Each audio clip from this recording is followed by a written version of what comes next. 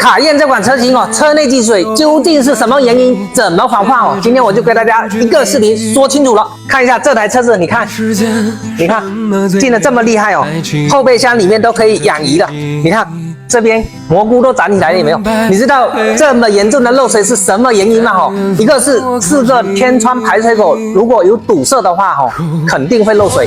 另外还有一个时间年龄长的话，它这个排水口水管会萎缩，造成这个连接点脱落，也会造成漏水。你只要把这2个点搞清楚了，问题提前预防排除掉，那么这个排水的就能轻松搞定。还有一个非常隐蔽的就是这个加油口的排水管它如果老化的话，内侧脱落或者堵塞严重的话，也会造成车内积水。你想都想不到这个地方吧？